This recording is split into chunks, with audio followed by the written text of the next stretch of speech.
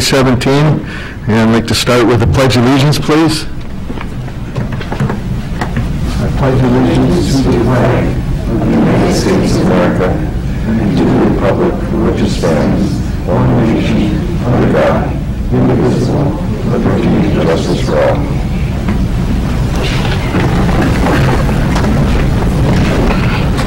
I'd like to welcome our guests here tonight.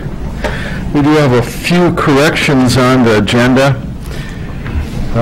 The agenda that you have, the hard copy is correct, but in the packet, the minutes and the financial reports are reversed in the packet, just so you're aware of that.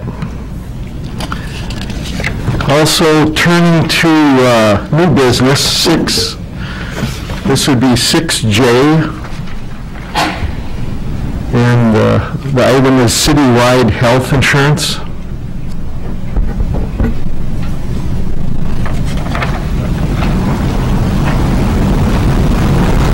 The next item is K, which is resolution 17.08.02, set public hearing.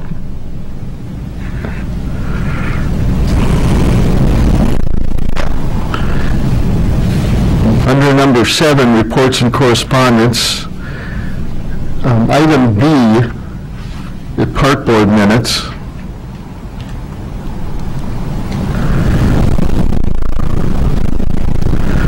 Item C is the fire protection board minutes for July 2017.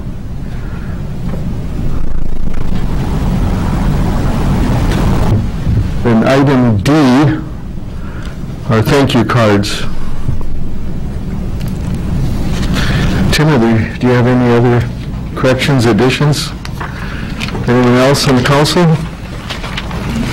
Hearing none, do I have a motion to accept the agenda? So moved.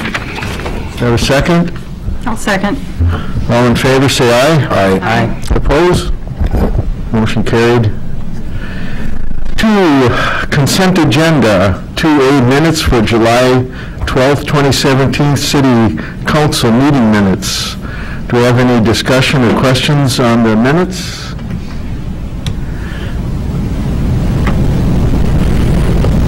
Hearing none, do you have a motion to accept the minutes for July 12th, 2017? So moved. Have a second? Second. All in favor, say aye. Aye. Opposed? Motion carried. Under 2B, financial reports, we have number 1, the city accounts payable for August 2017. Number 2, the city financial statements for July 2017. And number 3, the liquor store profit and loss statement for July 2017. Any discussion or questions?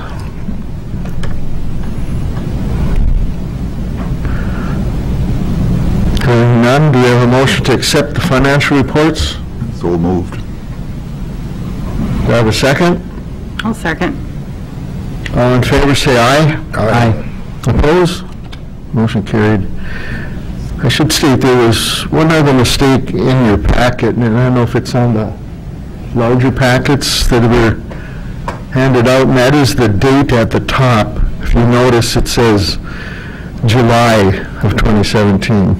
Your hard copy does have August, however. Thank you. Steve. That's Steve.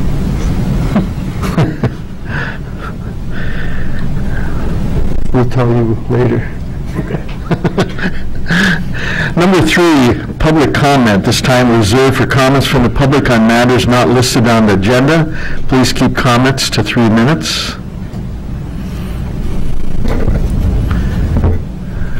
You're on the agenda. You're on the agenda. Hearing none, we'll move on to the next item, and that is we have a new employee that I'd like Tim to introduce to the public, please. Sure. With Jean Hedin retiring, we hired a new deputy clerk, finance director, and that's Katie Bloom, who's here. She's so far been an excellent addition to our staff with a really good background in accounting, which is something that we were looking for and felt that was important. And we look forward to another solid 39 years with Katie. Katie, if you could you step up and just tell us a little bit about yourself? Speech.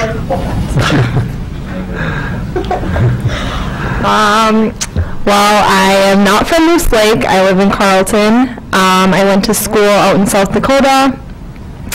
My most recent position, I was with Black Bear before coming here, where I was there for about a year. I don't know what else you want me to say. Just welcome to the community, and thank you very much. Very excited. Thank you. Thank you.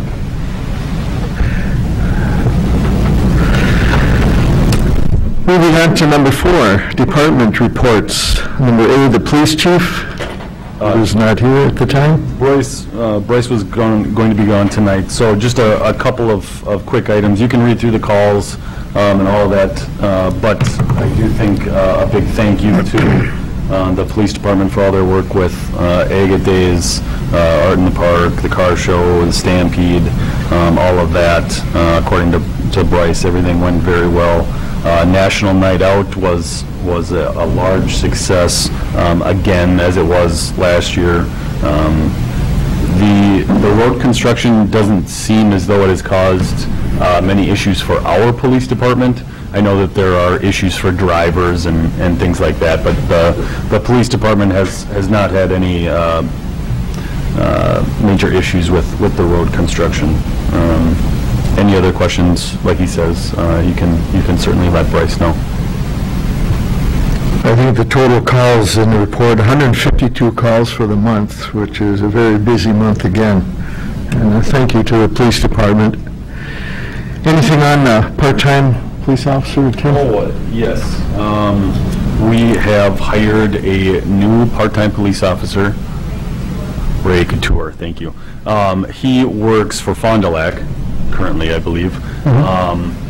He's from the area. A lot of the officers know who he is and have worked with him in the past. Bryce is familiar with him, licensed and all of those things. So he had his first kind of ride around with Bryce, and everything's gone well so far, and we look forward to hopefully having him pick up some of the overtime shifts that we do. So, Very good, thank you. Any questions by the council? Very good. Moving on to 4B, Public Works Superintendent Report. Mr. Mayor, members of the council, we had another busy month. We pumped 4.2 million gallons of drinking water. We collected 16.4 million gallons of wastewater. We had a lot of utility conflicts with Northland on the road project, and then between storm sewer and water and sewer conflicts. One was right on Industrial Road here, which involved a water service line, which was resolved. A water main south of the water tower, which was actually done on a midnight shutdown last Wednesday night, which went well. And there was another manhole that we had during a sewer conflict on the sewer wheel at the intersection of Ironwood and Fields. It was funny because there was a sewer service, a sewer main, all in conflict there, and the sanitary and the storm sewer service and main were all going to collide and hit each other. So after a bunch of rerouting, everything worked fine and everything was back together. At the same time, when that work was being taken place, our manhole number 87, for anybody who cares, totally fell apart. I mean, just it was on our list to get replaced anyway. But so it was kind of a good thing that, you know, as we were there doing this, everything was able to, you know, just kind of, it was a blow for us, but at the same time, this is something that should have been done years ago. So good to catch it now than after the road project goes through and then we're tearing up a new road. The rest of the month we spent working at the sewer ponds, pouring sidewalk, working on some flood work to finish up the 2016 flood, and that's about it. One thing I'd like to bring up to you guys, I'm sure you're all aware you have a compost area down by our shop. where people dump leaves and leaves and brush and grass clippings. We're also having issues with people dumping garbage. I actually have a list here of everything we have pulled out of there, and it's garbage, diapers, used construction materials, bed mattresses, unwanted furniture, dead animals, meaning cats and dogs, concrete, and old car parts. The area has gates on it that we could lock and keep open while our hours are there, because I mean this is starting to add a lot of extra time for us cleaning this stuff up, trying to get rid of some of this stuff, and the city's now paying a bill to go to the dump to get rid of everybody else's stuff. I guess, I know it's not on the agenda, but it would be my recommendation that we start locking that up, or at least consider locking this up, to eliminate some of this extra cost to the city and extra waste of time for us. I mean, if it's something we can talk about or whatever, that's fine, but it has to be brought up to you guys because it's getting to be out of control, so. Yeah, one time we had the recycling shed up there with a person sitting there, which helped stop that kind of stuff.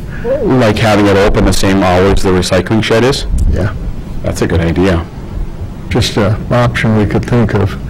You're looking for something quick there. Well, I mean, it's only getting worse, and it's costing us more and more money.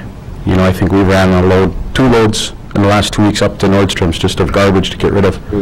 And we can't have it sitting around because otherwise it's going to collect more. Yeah. You know, and I mean, we go through tire repair on our equipment because of nails and stuff found up there a lot more than we would normally. So I mean, it's not only, it's also an added cost that way as well. So. Can I ask a question, because this just floors me? Has this been ongoing, or is this something? This has been kind of, it's progressively gotten worse. Yeah, because see, like, Moose Lake Township has closed their gates, and that's open upon request. So if you want to go down there and use that, you need to get a hold of a board member, and they'll go down there with you. It used to be open, so they ended up taking a lot of this, and now our gates are open all the time. And I mean, it's amazing what comes in over a weekend. Just a weekend alone, it's amazing what comes in. Is there a camera that's pointed in that direction? An extra one? Not up there. Through there, no. Yeah, it's yep. I think we already have gates there. It's a fairly simple solution to just lock the gates when we're not there. I understand that people go up there on the weekend and drop brush off. I understand that there will be some amount of inconvenience or getting used to something new, but this seems like it's pretty simple that when our guys are there, it's open, and when they're not, it's closed. Well, I think we got to advertise hours of operation and probably put a sign up and probably put something in the paper and on our bulletin boards. I mean, I could see that causing a lot of, in this fall, when people are trying to do leaves on the weekends and they have nowhere to dump their leaves. Is recycling open on Saturday? Yes. And if we want to do like a certain day of the fall, or a certain number of weekends during the fall, even that is better than just leaving it open 24/7, 365. So I mean, come fall, come spring, spring cleanup as well, we can leave it open for additional weekends, and we can post that and do all of those things. But anything would be better than just leaving it wide open. I would think the majority of it ends up being on the weekend, because I know there's different businesses in town that all of a sudden on Sunday night and stuff like that, people traveling through all of a sudden sort of empty out their campers in the businesses' garbage cans. Maybe a step for this year is to lock it on Sunday, but have it open on Saturday. Lock it in the evenings when you guys aren't there. Leave it open on Saturday, but close it, lock it Sunday, which means somebody would have to come in and lock it, wouldn't they? Yeah, we're in every day anyway. Or the police could swing by and lock it also on Sunday morning. I just know there's going to be because I remember we locked it before. Yeah. People, that work all week, the weekends is when they do their yard work, and it's going to cause a lot of people in an uproar when they can't remove their, Yeah, you know, the legitimate stuff yeah. out of their yards. And if that's what this was, we wouldn't even be having this conversation. I understand that. Yeah. And I mean, by all means, I don't mind continuing on going the way we're going, but it is an added cost to the city. It just floors me that people, You got to remember, a lot of places will charge for this, and if this is wide open and people can save $2, they're going to try to do it. I mean, there's a lot of stuff that does not come from Carlton or even Pine County into there. it must come during the middle of the night, because somebody should see a truck coming down there with a mattress or furniture, you They'll know. have them in the bottoms of their pickup trucks and full of brush on top, and, you know. Yeah.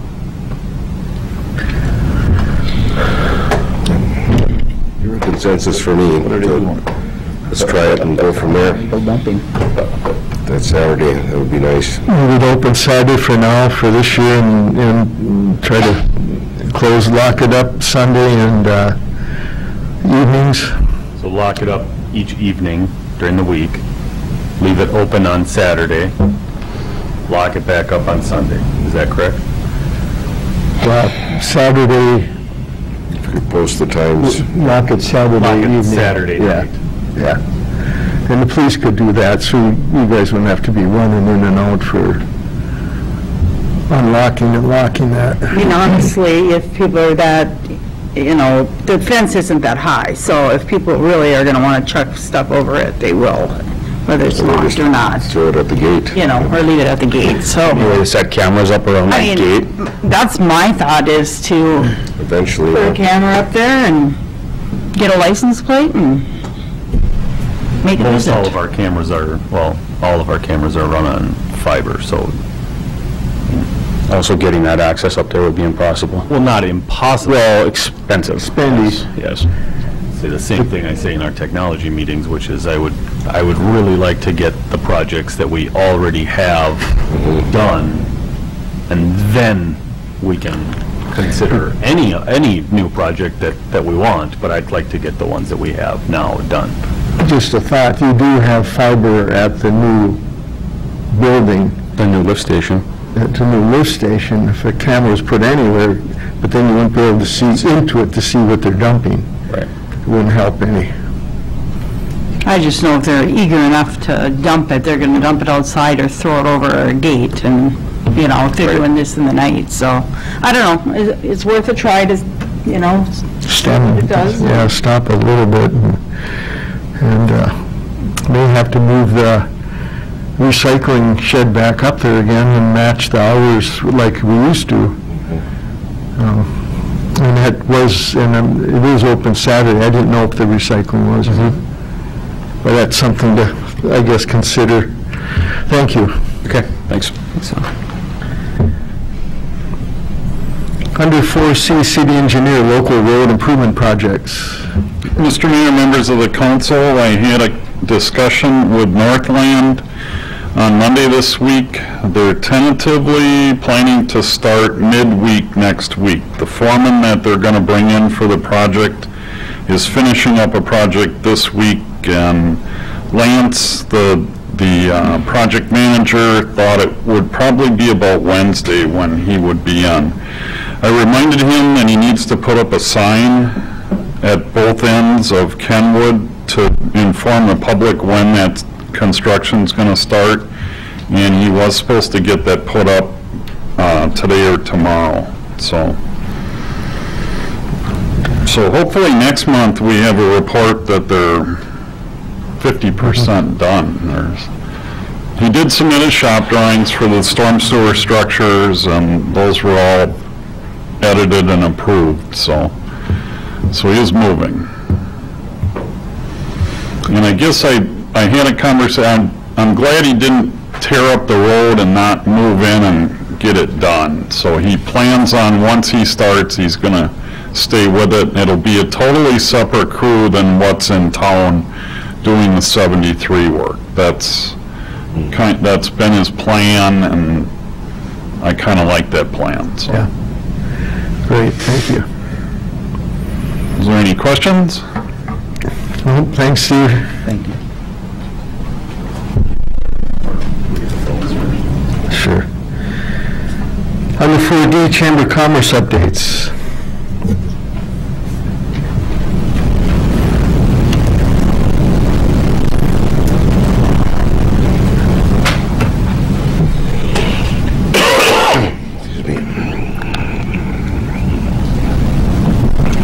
The Chamber would like to thank the city crew and police department and fire department for all their help with all of the events in July that the Chamber puts on, like the parade and activities for that, and Agate Days, the Stampede, and the car show, and, you know, for whatever the city helped with the Crazy Corn Day, too, getting that set up. And the next event is the Brew Fest out at Docks Pavilion on September 9th. And there's a city council meeting tomorrow at noon at Gampers. Chamber meeting. Chamber meeting. Chamber meeting, yes. Thank you. You bet, thank you. Any questions? Oh, thank you. Thank you very much. Great events, too, by the Chamber. You want to do the guests next?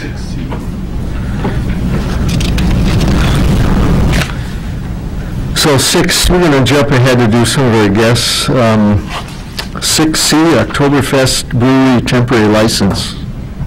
If you want to come up and add anything to this, you certainly can, but just so the council knows, the brewery and the arena are thinking about partnering for their own kind of Oktoberfest event with bands and alcohol served by the Muni, as well as some other breweries. This line item is for allowing them for a one-day permit to sell their beer off-site, which would then be at the arena. So what I have is a temporary permit that, if approved, I will sign, and then a certificate of liability insurance that covers the city while they're over there. Open for discussion, council? I think it's an awesome idea, and I'll make a motion to accept the temporary license for the brewers for the Oktoberfest. Second. We have a second? Any other questions, discussion? All in favor, say aye. Aye. Aye. Opposed? Motion carried. I have a list of events that you guys can come on to. Yeah. That'd be nice. Sure.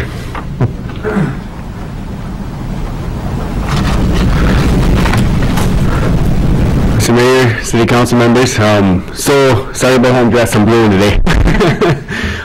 So Guile actually approached me about this last year. We thought it was a great idea, we weren't ready to take it on. We're going to do as much as we can with what we have to work with. We also have a potential partner with Twin Ports Nightlife that might want to get in on it, and they could bring in like a legit band if that's what we want to do, or if Guile speaks to you guys, if that's something that you guys are interested in doing. It'd be like Trampled by Turtles or something like that. Jeff Arnovich is an old partner of mine and other businesses I've worked with. But there'll be games. There's like a Hammerschlagen game where you have to hit a nail in, and then you get one swat and you pass the hammer to somebody else and they get a chance. It's a brew festival game that's pretty traditional. There's fake Stein races, so we're not going to have big glass Steins, but we're going to get these plastic ones, and they carry as many as they can across the room, and they try to fill this bucket up with a partner or whatever. It's not beer in there, it's just water. And then the PTA is going to hold a 5K for some stuff with the kids that morning, and then there'll be some crafters in there from like 9 until noon. And then we'll kind of take over with Cody Gerard probably singing for a little bit. Then we'll do all those games. We'll have a cornhole bracket tournament and things like that, and then go into a band that night. So that's what the plan is right now. Fantastic. It is September 30th. Yeah. Very good. Thank you. Thank you. Thank you. Yeah, The next item we'll jump ahead to with the guest here is 6F, Resolution 17-07-01, declaring public right-of-way. When I find the page, I'll let you know. Yeah. Anybody have the page? It's this handout, isn't it? That's 02. That's 89. 89. Thank you, Mike. So this is the same thing that we discussed at the last meeting with the alley and right-of-way between the downtown businesses of Elm Avenue and Arrowhead Lane between 3rd Street and 4th Street. We talked about the reasons for it. We talked about the law for it, which we can go over again if you'd like. But what was requested was that the sewer main that runs through there be located and measured, and then also locate any of the power lines that are back there and measure from those. So what we did was we located the pins for the corners of the property, ran a string line, measured from there. There's a transformer that's down there with some posts that are around it. If you measure to the end of the post, that was, Phil, that was what, 17 feet? So if we did 17 feet, this would go from a 30-foot right-of-way to a 34-foot right-of-way. So we measured, instead of to the posts, we measured just to the back of the transformer itself. So these posts basically protect the transformer. That is exactly 15 feet. So if we did the 15-foot right-of-way like we're talking about here, then we still include the transformer, and it's a 30-foot right-of-way. Does that part make sense? Mm-hmm. Okay, so then we located the sewer main that's back there, which of course is not perfectly dead center. It's off by 5 feet. Okay, so if here's your property line, the sewer main is right here, 5 feet off. Okay, to dig up power line, sewer main, water main, whatever, cities generally want to have 10 feet on either side of that to dig. So if you did that, it's 15 feet again on either side. So I don't have any change in the resolution. I don't have any change in any of this. It's the same description as last time, same resolution as last time, just hopefully with the information that you were looking for. Open for questions, discussion by the council? I have a question. Which transformer box were you measuring off of? The one behind the florist, or the one behind, or? Kind of down by the bike shop and the... So the one where the big pole is in the middle of the... But then there's not just the pole, but the actual box that's yeah. on the ground, yeah. Which is why we did the sewer main as well. So let's just say, because I think it came up last time, let's just bury everything, which for starters is ridiculously expensive, and we can't just make people do that. But let's say that we did.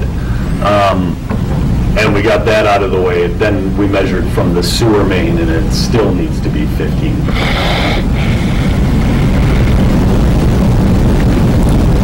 And that's at this 3rd Street side, right? The transfer, you can see the transfer. Yeah, I know where it is, but that's that measurement. What is the measurement up past then the deck of the real estate out to 61? 20 feet. I think that's 11 or 12, isn't it? Oh, 11. 11 or 12 on each side. 11 feet on each side, looks like. Feet on each side. Yeah. Yeah, it's 11 feet. Okay, yep. So if the 11, I guess my thing is if the 11 feet up there is acceptable, why is not 11 feet down here acceptable? Because 11 feet is as wide as we can go. Otherwise, we're just putting our right-of-way inside of people's buildings, and that doesn't make sense. And if you want to do 11 feet below, then the power lines and transformers they're not in the right-of-way anymore, and you won't have enough room to dig up the sewer main. So basically, if this line, as I'm looking at it, if there wasn't a deck behind Burgraff, that would have continued on at the same, There's maybe on that side, but not on the other side. So then you're into buildings on the other side as well. but that's just a deck and a loading dock also, and grass and driveway. Not the whole way. Until you get to Lowers Corner where the theater is up to the, There's a loading dock, it looks like, on Yeah. Fred White's property that goes all the way out there. but, I mean, that was built, you know, after when, I can ask Straight Line if we can do 15 feet for the entire thing. I think we're putting our right-of-way on existing structures. I guess I'm fine with going 15 feet the whole way. I didn't take a better look at the northern part. I thought we were talking more about the southern part. well, I guess I'm reversing, saying is why can this be 11 and why can't this be 11 down here? I mean, we're taking land Because from, if it's 11 feet down below, then the electrical lines are not in the right-of-way. The transformer's not in the right-of-way, and we don't have enough room to dig up the sewer main. So we went as wide as we can. Up above, we went as wide as we could. I had a question, Mayor. Yes, sir. So, just to clarify this, so we're looking at a easement right away, and then and is the alley the same thing? What do you mean? The road itself, is that what? Yeah, that's what we're talking about. Okay, because to me, if there's an easement, it's for our power lines and stuff, and nobody can build on that. Doesn't mean that, you know, that you have to make that into a road there. they could park on that?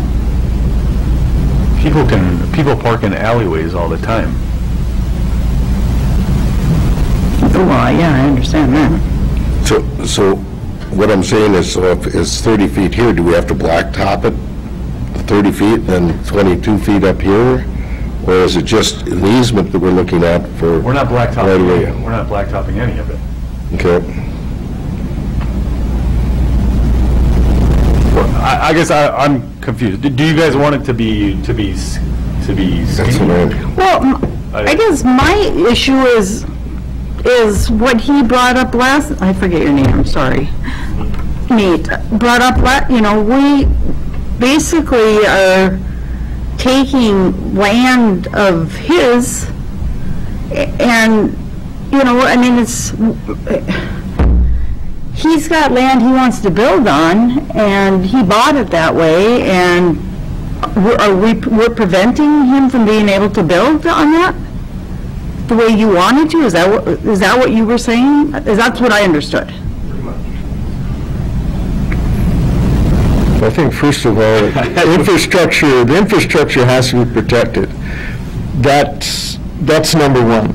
Okay, what infrastructure, whatever we had, whatever is needed to keep that operating and allow you to get in to work on it, repair it, replace it, that has to be protected. If anything, we would take more from the northern part, but that means we would be going into their building. If some of that is narrower than 15 feet on each side. So that would be the problem, Chris.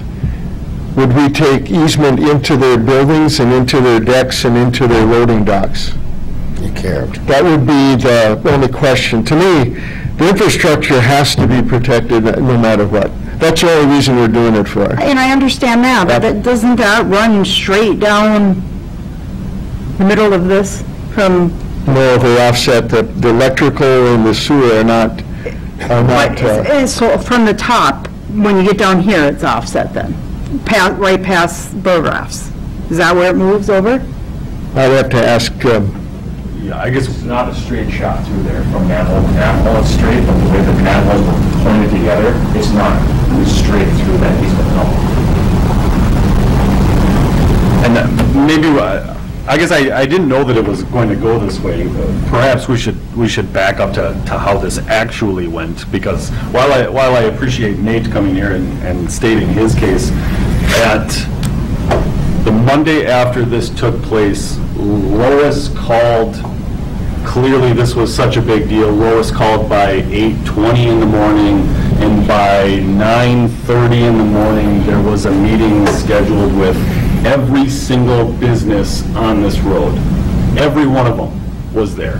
Every one of them asked that the mayor and I show up to a meeting. So while I appreciate that Nate feels like he's losing 15 feet, every single business that was down there took time out of their day and stopped what their business was doing to ensure that they had access to their property. So right now, we're talking about utilities, but this is much more than where the utilities are. This is something that's been used as an alley for ever and ever. There's curb cuts on the highway, there's curb cuts that go from 3rd Street. This is a road, this is a sewer main, and this is where power lines go. So, no, I don't think that the lower section should be 11 feet. We can make the northern part of it, or the upper part of it, as wide as we have the ability to, but 15 feet down below is not too much. The proposed building that was turned in was a box on a piece of paper with no building plans whatsoever. So while I certainly don't want to discourage development or anything like that, and we will work with Mr. Houston on developing his property, I wouldn't go quite so far as to say that we have building plans all scheduled to be built here. This isn't just that the sewer main is offset. This is something that's been used by the public and maintained by the city for 60, 70, 80 years. I owned a business back there. I know what the, And how did you how it access was it? used. Through the alley. An alley. Legally, it is an alley. The alley, no, okay. But I Whether or not, quite frankly, whether or not we do this or not, because we've maintained it for more than 6 years, it is a road. But I too understand when people come in, and when we own the Florist, which was the Keith Newman property, and I came out of the back one day, and the utility department was putting a big green box right in the middle of my driveway. Never approached us, never told us anything about it, so lack of communication there was like, what are you doing here, you know?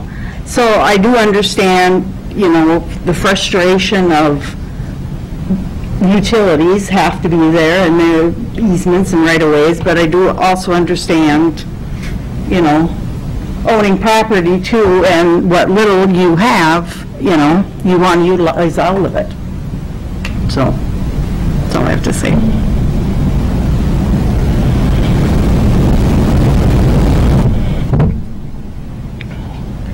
Do you have a suggestion then, Chris, on the northern part?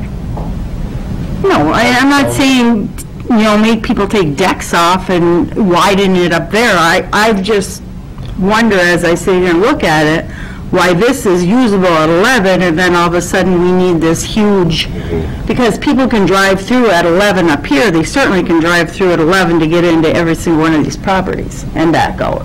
So like, it's not just the sewer, it's not just the Well, electric, it's not just the road. I understand it's all that. three of them. So can I people understand. drive through 11? Absolutely. Then the electric utilities, power lines and transformers are now outside of the road right away, and hopefully the sewer main never breaks. I understand that, no. In the northern part, there's no electrical back there on the northern part? Does it come overhead in the middle of that block? It comes through, I thought it comes underground. There's I think it comes underground on Nate's property. big green box at my place and down here, and then, yeah, it's all overhead otherwise. No, the power's, Yeah, he had it all marked, on your- power's all underground. The only purpose for the light poles is for the for your television and Phone, yeah. So eventually, they would probably be buried too. So then it's going to make it more crowded in there. Burying it doesn't make the transformer go away. No, transformers have Well, to be he's talking there. about. Yeah, but the pole is, Is it sewer down the center, all the way from north to south? Is the sewer in the center, is it on, what side is it on? It runs across. Oh, across it. So I mean, it runs from one edge would be the edge of the southern side, western edge, towards, to the north, to would be the northeast section of that, that's the best way I can put it. So it's diagonal, all from north to south, diagonal across the road, for whatever reason, that's how it was put in, for whatever reason. Correct. It Okay, goes through both quadrants if you were to break it up into 4 sections, yes. I got you. It's primarily just on the Elm Street property owner side, it's not on my side, the sewer. The transformer that's in the middle of an alleyway, that's all on the Elm Street side. So all of the utilities are on the Elm Street side. And this alleyway that's to benefit the people on Elm Street is more on my side than the Elm Street side.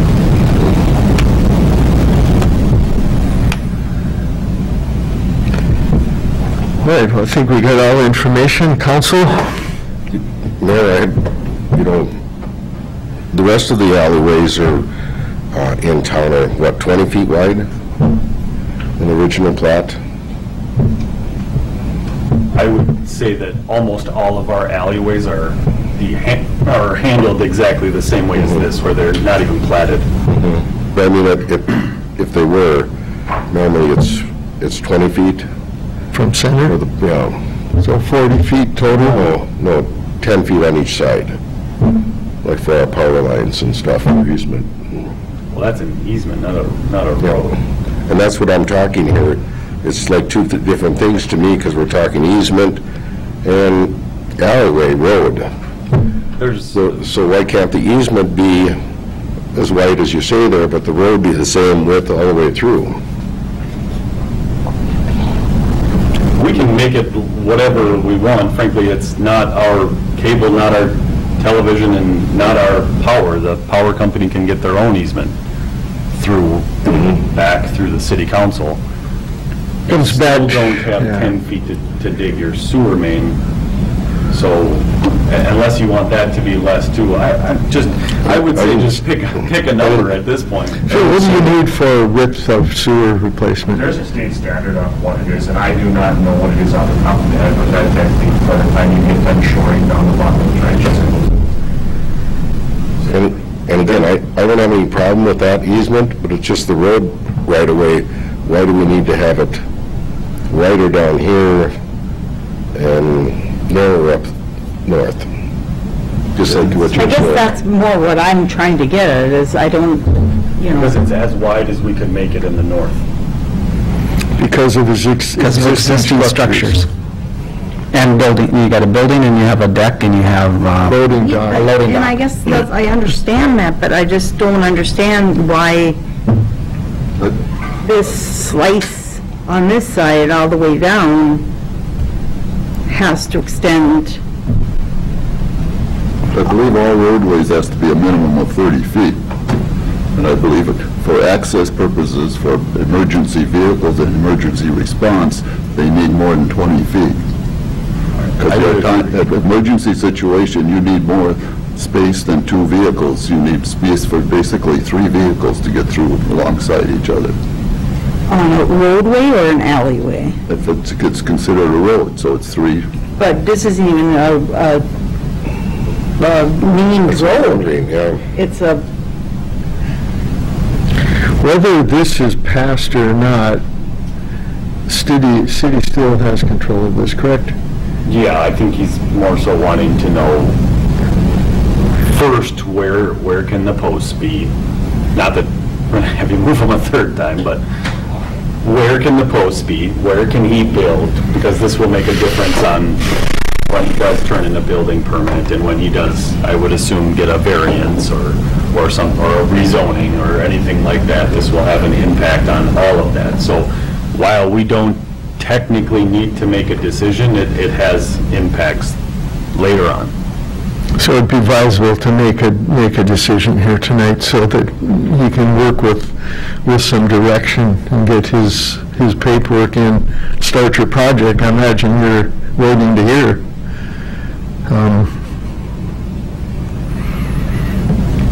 I understand the situation we have. We want the easement to be as wide in the south as north, but we can't in the north because of existing structure and building, and it wouldn't make sense to widen it into the building. So this is what we have. So I'll ask the council for a motion.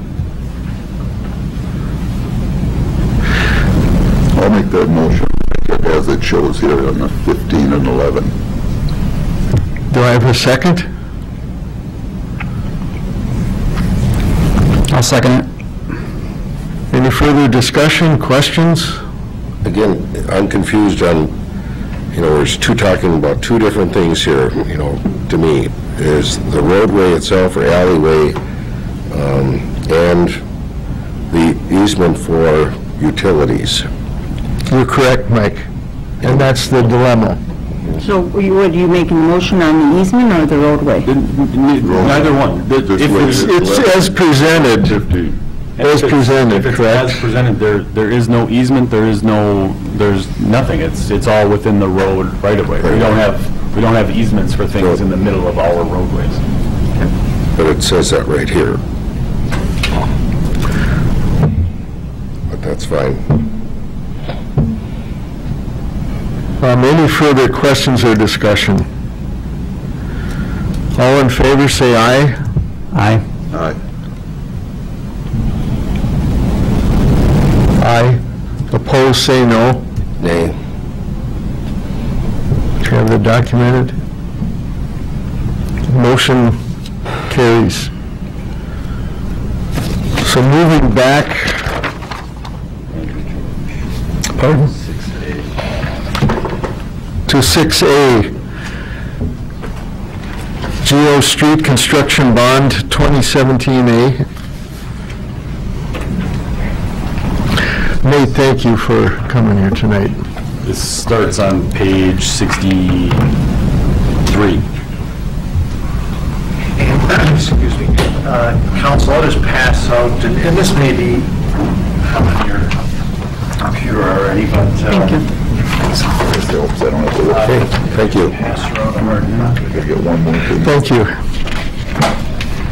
One more extra piece of paper. Can't jump from one page to another. That's right. Okay, well, good evening, Mayor, members of the council. George Eilertson from Northland Securities, and I appreciate the opportunity to be in front of you tonight. We are a firm that helped you get your recent financing together. Tonight is the vote on a resolution for that financing. And as noted on the handout, this is the general obligation street reconstruction bonds. You're familiar with that from a couple months of council meetings here. You've taken some steps, including I work certainly with your city administrator and your city engineer on putting together a street reconstruction plan, and then you had to hold a public hearing, approve that by resolution following that hearing, and then allow for public comment.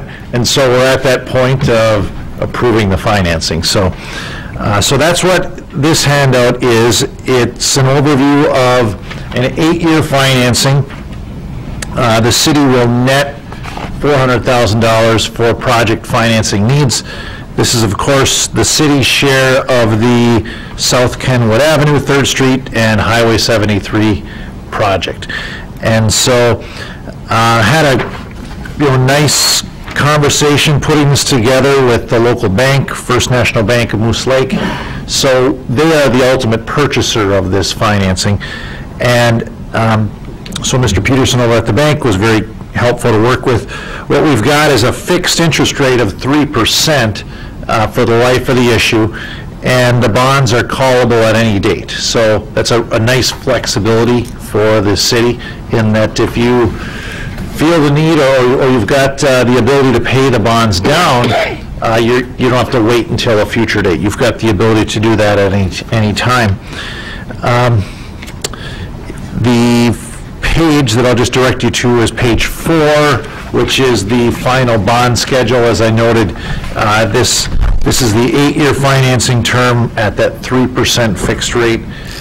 If you look at the far right-hand column, that shows you approximate debt service is $59,000 per year. So considering the resolution that's in your packet, approval of that resolution locks in the financing as you see it in front of you tonight, all the rates and terms, and the money would be available September 13th. So that would be the closing date of the bonds and the date as well. So that's when interest would start on the bonds as well as the date that the money is available. So any questions, Mayor or Council, on this financing package? No, thank you very much for the work on this. Council? I don't have any questions. Questions? All straightforward. Tim, do you have anything to add? Other than the important piece was passed at the last meeting or the meeting before that, where this is reimbursable, so all of the costs that we've incurred thus far with 73 and utility repairs that we've done on 73 and all the money leading up to bidding for South Kenwood and Third. So all of that's included in this as well. Very good.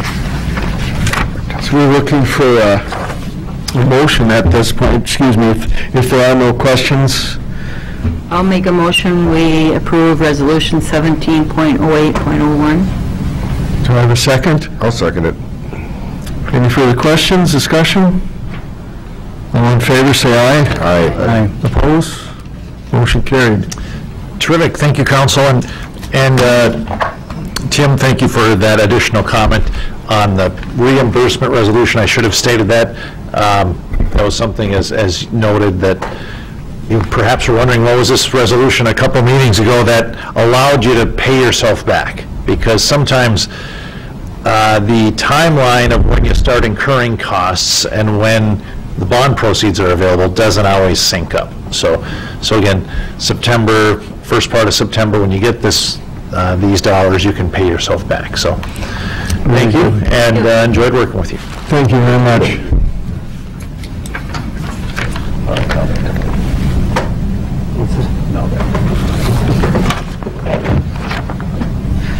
All right, moving back on the agenda to 5A, previously discussed business. This would be a FEMA flood update. 5B, the MLWSSD contract negotiations. The contract is all done, ready for your approval. Page 36 has a memo from Brian Golden, who's was our engineer working on this with on the city side. There's some bullet point items that I'll go through, some of them a little bit quicker. The first bullet point is all the appendices that no longer apply have been either updated or taken out. The second one is the debt with the pond expansion and all of our projects that's been updated so that it is current. The third one is an important one only because we basically have never charged the district for overages. Even though it's in our agreement that we would do so, we never really had a great way of laying it out to say, okay, this is over your allotted flow. This bullet point says the math of how we're going to do it, but basically now that we have set this up, we will have a rolling period that we will be able to charge them any excess flow charges that they have. The fourth bullet point is that we will take over the operating and maintenance of the flow meter that's at South Kenwood. The added expense here is that we would like to add our SCADA system to the flow meter so that we can pull data daily and update it into the previous bullet point, which is this rolling daily average or rolling monthly average. With us taking over the flow meter, we will also now take over billing the sanitary sewer district. So how it has always worked is that the district sends us an invoice for them, which is a little bit strange. So we will now invoice the district for their usage like normal, basically. Let's see here. The next bullet point kind of describes how we are going to lower some of the I&I issues and extra homes that come from the district. This is just kind of evening out which homes are in the district, which homes are in ours, and the I&I that goes with it. The next bullet point is North Kenwood, which has the exact same thing. There are homes that belong to the district and homes that belong to Moose Lake, and this kind of describes how we will break those out. The next bullet point, the district wanted something in here that stated if we have to bypass our lift station, then they're not going to get charged any excess, which the only time that this has ever come up in the past is when, in 2012 when we flooded, and in 2016 when we flooded. So basically, we know that we have way too much water coming into our system, just the same as they know that they have way too much water coming into their system. We bypass, they don't want to be charged more because there was a flood. The average of that year or whatever. We basically charge them their average 67,000 gallons per day. Gallons per day, yes. Yep. Understandable. And then, like I said, the joint debt for the 2015 wastewater treatment facility and main lift station upgrades have been added to Appendix B. Those are the updates for the agreement. Do you have any questions about anything in here? So there's, Mayor, I just have North Kenwood, there's going to be a flow meter up there, too? Nope, that one doesn't have a flow meter. That one's divided out by the number of homes. Okay. Okay.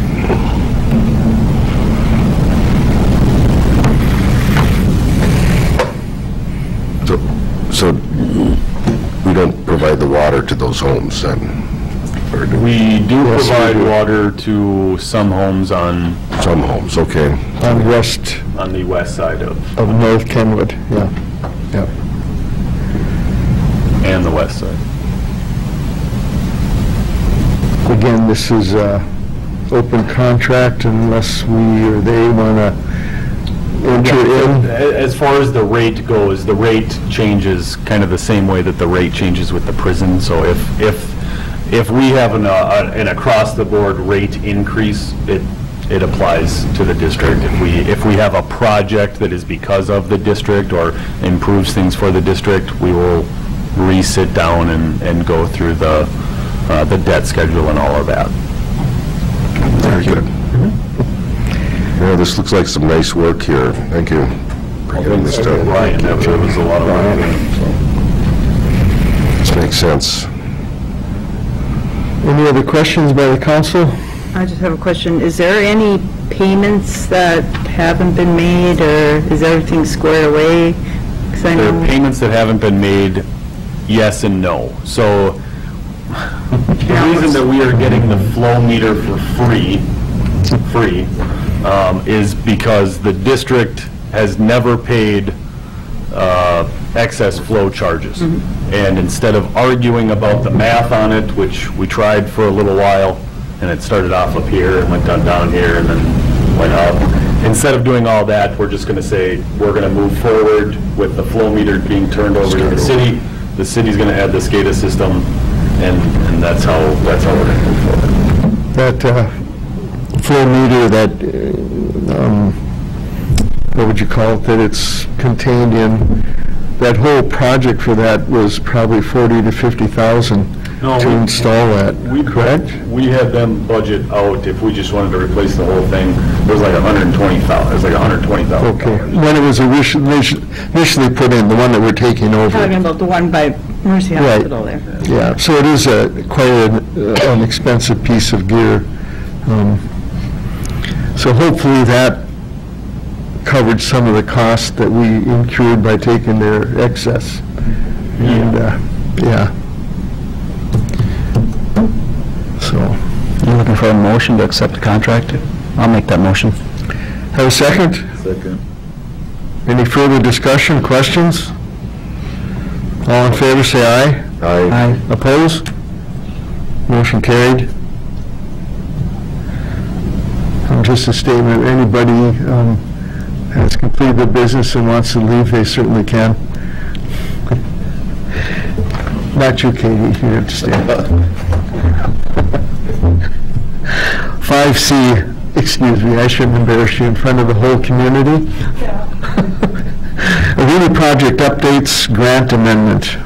We needed to amend our grant agreement again. The ice resurfacer was supposed to be done by June 30th, I believe, originally, and then it was July, so we amended the agreement all the way out to October, and now we're not going to get it until November, so we have amended it to December 31st. Because it went to some bigger city that had more pull, probably. They're still giving us the money. Yeah. So do you need a motion to amend it? Nope, I already amended it, just FYI. Thank you. Under 5D, Highway 73 update. I think we've had most of it, or do you want, is there more? No, I think we're good. All right. Any questions by the council on anything on 73? No big traffic changes in the future, like up at the... There will be traffic changes. They're gonna bring their the plant when? Next week? The 15th. So they will be able to start some of their paving projects, like Sioux Hill. They'll be able to pave that and flop traffic. They will be able to, once they're done with Sioux Hill, they're going to go back down to the south side of 73, down by the roundabout. They need to get that done before school starts, otherwise there's some fines that start. So we should see all of that kind of wrap up. Cleaned up there. Pretty quickly. August, okay, good. Very good, thank you. 5E, Moose Lake sales and use tax. Just informational for the council, as well as kind of a public service announcement. If any of the businesses are getting notification, this is what it looks like. It's on page 61. This just kind of introduces businesses and anybody that pays sales and use tax to the fact that Moose Lake now has a 0.5% sales tax. It lists who needs to register, how to register for the tax, when you file, how to file it, how to calculate the tax, handling some transitional sales, exemption certificates, and local government information. So just informational, and that's what has been mailed out to all of the businesses. We're on schedule that'll start accumulating in September? October 1st. October 1st. Very good. Thank you. Any questions before I move on? Hearing none. Under 6, new business. 6A, Geo Street Reconstruction Bond 2017A. That's completed. Resolution 170801 on B is completed. Yep. C is completed. 6D, Well House Project. On page 86, there is a engineering proposal from Brian Goldman and Goldman Mink. After speaking with Brian, you can read the whole proposal. We met with the Public Works Committee as well. My recommendation, and I also spoke with Brian about this as well, and I will say that he sounded a little bit more relieved than sad on what I'm about to say. My big suggestion is that we hold off on this until next year. We have enough going on with Highway 73, with South Kenwood, with 3rd, with flood projects finishing up. I think this would be a good project to wait until next year. Brian did mention that there was some funding differences. If we waited until next year, there's priority given to projects that are ready to go, basically, and our project will now not be ready to go until basically summer of next year. So there might be a funding cycle that we might miss out on because of this. I still think that waiting until next year is worthwhile. I'd like to see what our sales tax brings in also. It'd give us time to see what we are going to bring in, which can be spent on infrastructure. Council, consensus on holding off till next year? It's fine with me. Very good. We'll give Tim some time to find some more money. Very good. The bond helps quite a bit, thank you. Under 6D, DMV system update. Just kind of another public service announcement. Give the DMV folks a break. The new system that they have is absolutely horrendous. They get kicked out, can't log into their own system. They can do about half of the transactions when they can log in. It's absolutely terrible, and they are stressed out, and they feel bad that they can't help everyone that's coming in. So hopefully it will get better soon, but until then, I just ask that we give them a little bit of a break. Thank you very much. Did they say what is happening with the people that are turned away with old tabs? So that is a problem? They notified the police now. They're notifying the police, and, okay. Very good, thank you.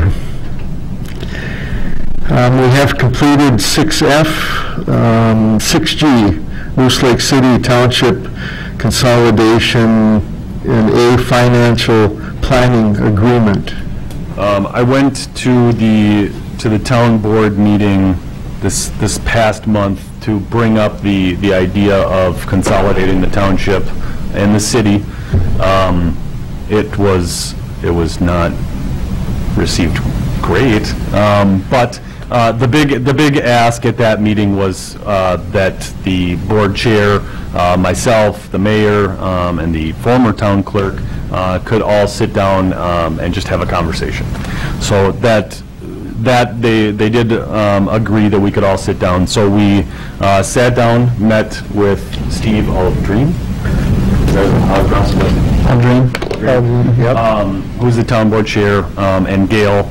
And you know, we kind of laid out what, from my perspective, what the city is looking for. And again, the big ask is not that we consolidate today. The big ask is, can we set up a public hearing and hear what the public has to say about this? Can we get together and work on zoning ordinances that protect the way of life for the township? You know, there's a fear that if the city annexes the township, that farms go away, that you're not allowed to have cows or chickens, and that's just not the case. You know, we don't want to do away with farms. We don't want to do away with agriculture. That's absolutely not the case. You know, can we create ordinances that change the way that we look at hunting? The way that I described it is, if you're in the middle of downtown Moose Lake and you fire a gun, that's clearly bad. But if you're on 40 acres in the middle of your farm and you're 500 feet away from the nearest house, then yeah, hunt. I mean, that's fine.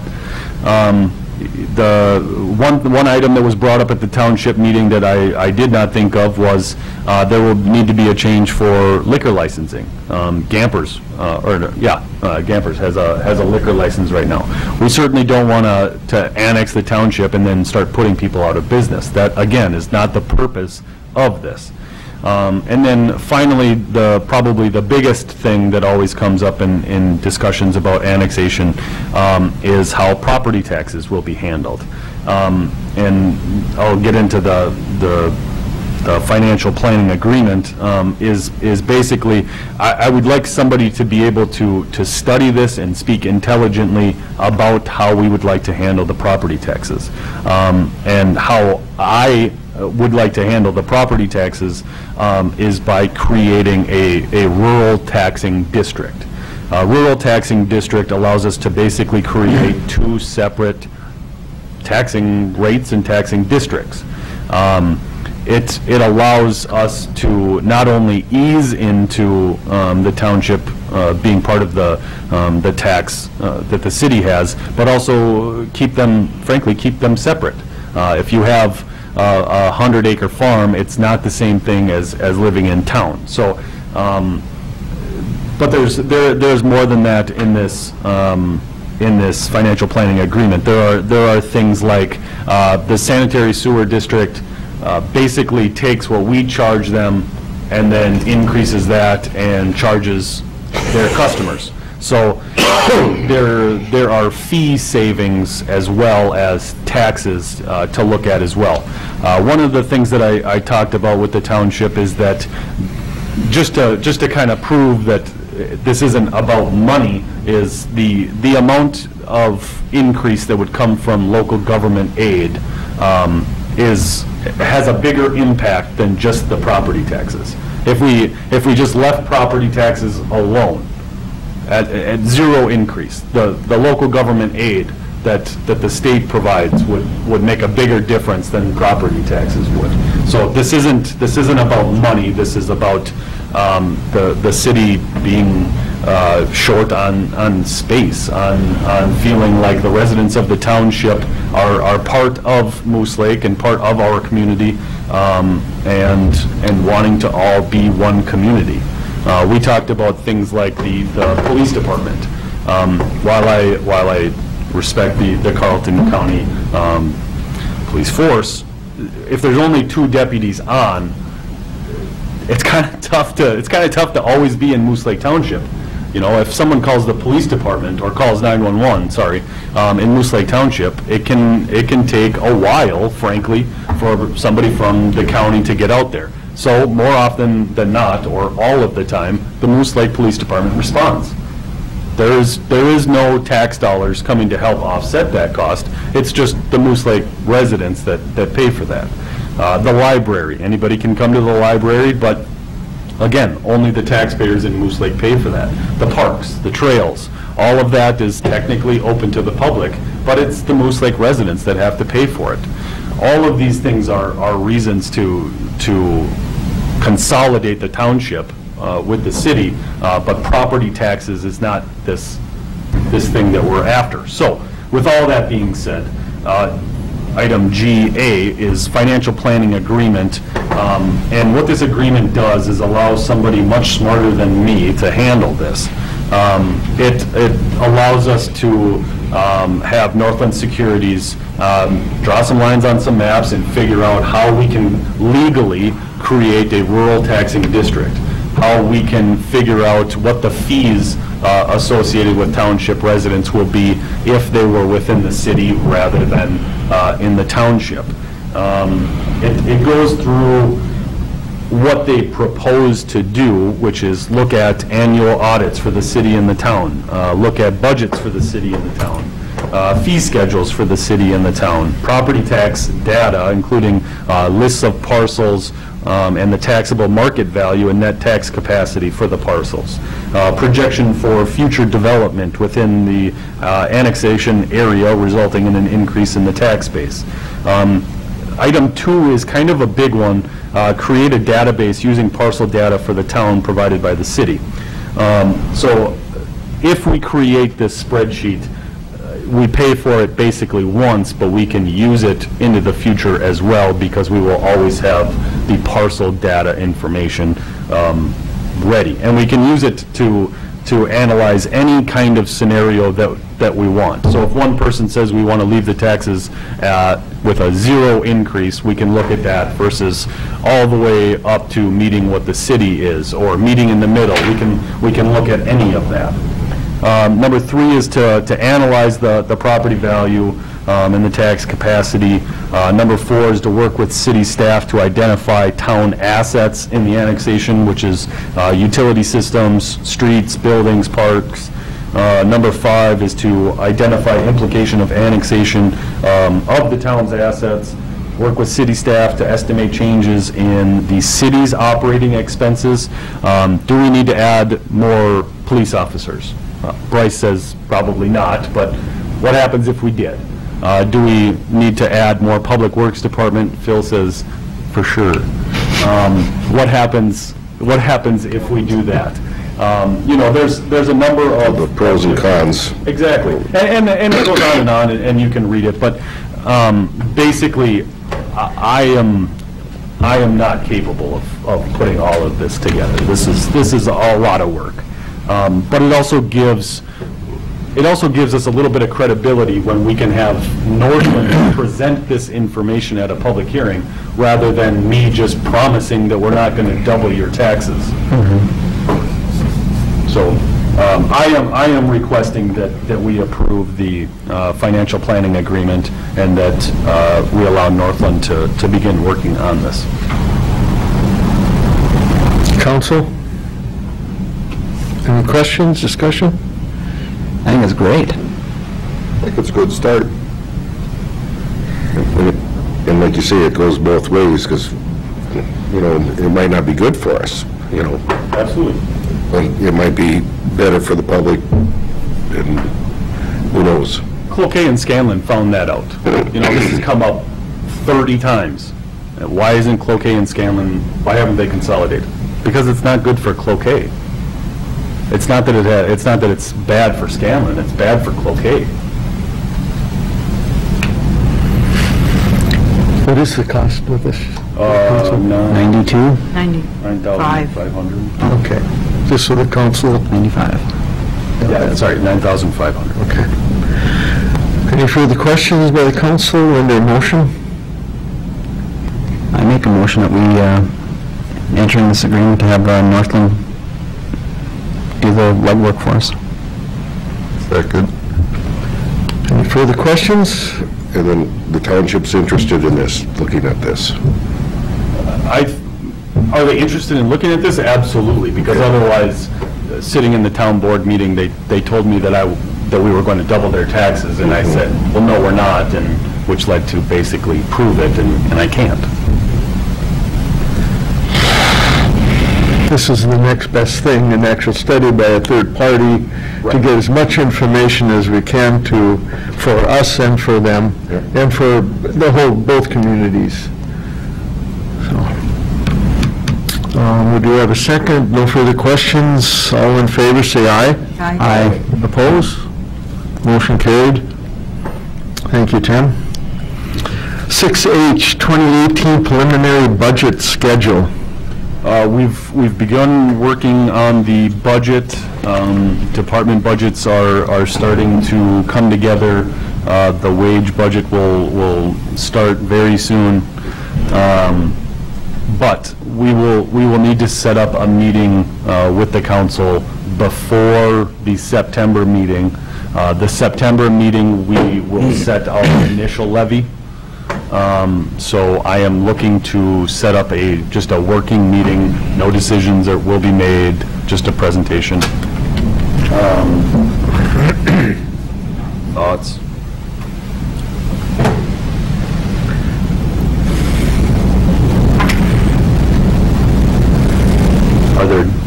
Do you want me to email something out? Yes, let's email it out. Instead of doing that? Sure, thank you.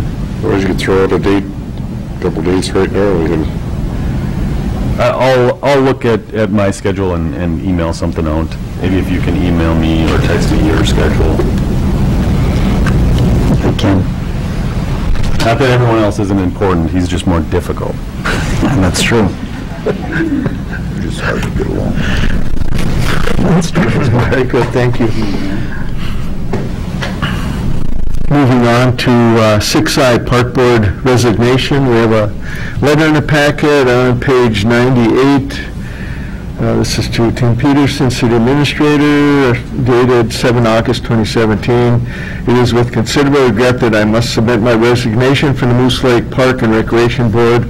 I have very much enjoyed my year's service on the Park Board, and I'm proud of the accomplishments made during this time. It has been my pleasure to see the board progress from a group that struggled to make a quorum to meetings to an active and engaged group of citizens who care deeply about the parks and recreational opportunities in Moose Lake. I fully trust that the board will continue to do what is best for the citizens of the city. Sincerely yours, Todd Nealand. And I believe Todd has been on the park board about 17 or 18 years, so many years of service, and greatly appreciated.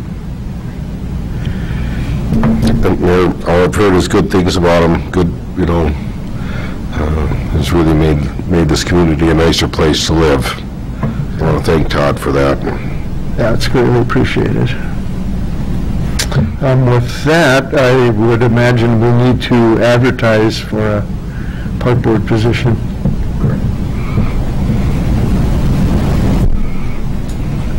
Anything else from the council? I think our secretary and our office manager should write a letter of thank you to him for his time that he's put in for the city. We can do that. Thank you. And Tim should really sign it and say double thank you.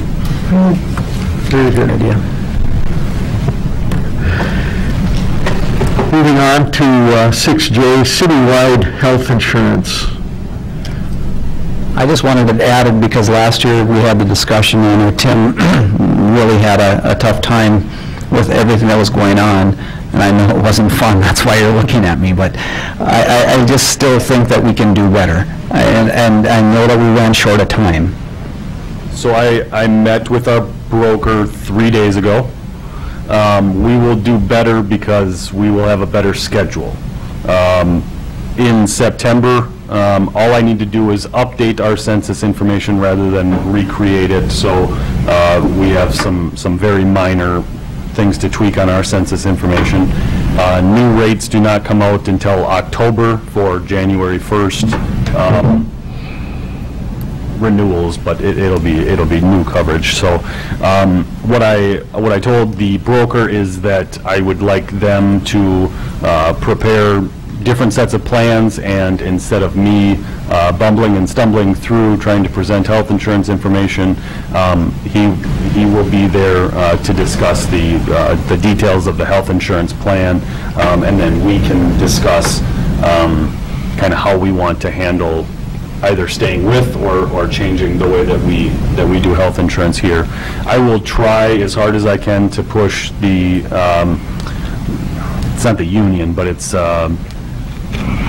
who we currently get our health insurance through. They have a board that approves health insurance rates. I've seen it go as late as February before they pass new rates. So hopefully they will have their rates ready to go, and we can look at that in October as well. But for sure we will have new health insurance rates to look at in October one way or another. I would also like the city to look at having some cost to the employees paying for family coverage. And whether that has to go through a union or what, I think that we have the ability to say that everyone in this country is paying something for insurance. I think that the employees should pay, even for the first year, 5%, and we should look at it annually. Because if they have no dog in the fight, it's never going to change. And we're going to continue to have double-digit increases, and the citizens are paying for it. Now, that doesn't mean that we don't value our employees, because I think by paying 100% of their insurance, we value them greatly. But a single plan for every other person in the United States is covered, but family plans are not. And I think that we're way behind the ball on this, and we need to look at that. That's my opinion, anyhow. Thank you. Any other comments, questions by the council? Moving on then, this would be 6K, Resolution 17.08.02, and also setting a public hearing. It's a handout that was given. So this is the opposite of what we talked about earlier. I would like to get rid of some right-of-way and just hand it off to the property owners that abut it. If you go to page 3 in this handout, there's a survey. Page 4 is an overhead image, kind of like a Google Maps thing there. This is down on Knollwood Drive, down by the lake, right on the corner there. You know what I'm talking about? Yeah. Okay, so Knollwood has a full dedicated right-of-way for the road. And then you get to the very corner and there's this odd additional right-of-way that we don't have utilities in, we don't do anything with. Now, the issue comes up that these two property owners that are on the corner there, they have a combined driveway that is technically on city property. So initially they came and asked that we pave basically their driveway because it's our property. And I said, why would we do that? Why don't we just give you the property? To which they agreed with. So then I sat down with both of the property owners, and if you go back to page 3, you will notice that tract A is much larger than tract B. They are aware of this. It's the way that the property lines are drawn, we just continue the property line. So this isn't, we're not intentionally giving one person more because we like them, it's just we continued the property lines. They both agreed that that was the best way to handle this.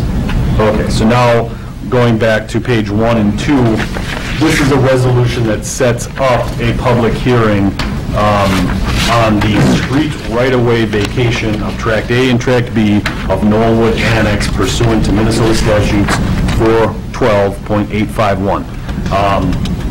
There's legal descriptions, I've had it surveyed, there's legal descriptions for Tract A and Tract B.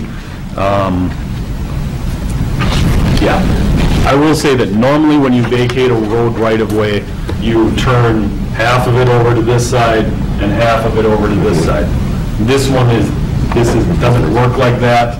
It's not actually a road where we're turning it over to both sides. There's a road on one side and the other side is just these two property owners. So we are giving it over to the two people that it should belong to, but because we're setting up a public hearing, we will also mail notices to all property owners within, I believe it's 350 feet. So if anybody does have an issue with this or wants to bring up questions, it can certainly be discussed at the public hearing. I know that this one's a little weird.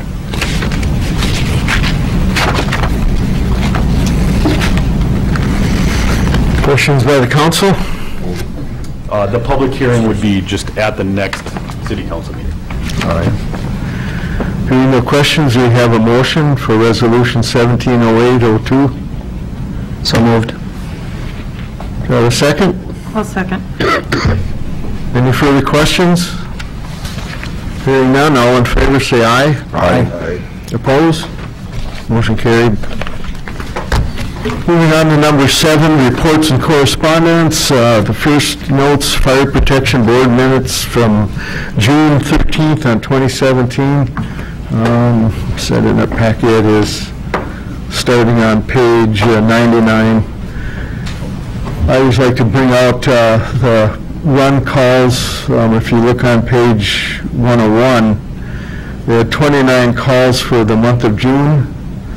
And breaking it down, 18 for the city of Moose Lake, 2 for Moose Lake Township, 1 call to Silver.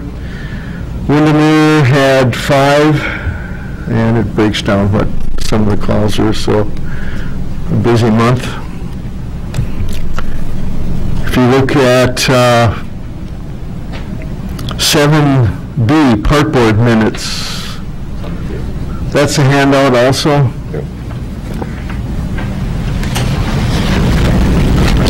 Everyone peruse those if they want. Moving on to 7D, or excuse me, 7C, Fire Protection Board for July. If you look at the second page of the handout, that's the call out again, another 29 calls. 10 of the calls for the city of Moose Lake, 8 of them for Moose Lake Township. Silver had 1 out of the area. This was to Barnum, a building fire, and Windermere had 9 calls. So a couple of very busy months for the fire department. On 7C, we have 2 thank you cards to the city, both from the Chamber of Commerce. Read the first one, City of Moose Lake. Thank you so much for everything you do to help us make the 4th of July wonderful for the area. We appreciate your help. That was to all the city. Second card from the Chamber, City of Moose Lake, and again thanking you for everything you have done for the Chamber. Agate Days was a huge success again this year. The Chamber deeply values the partnership we have with the city. We hope to have many more successful events in the future. And that's from the Chamber.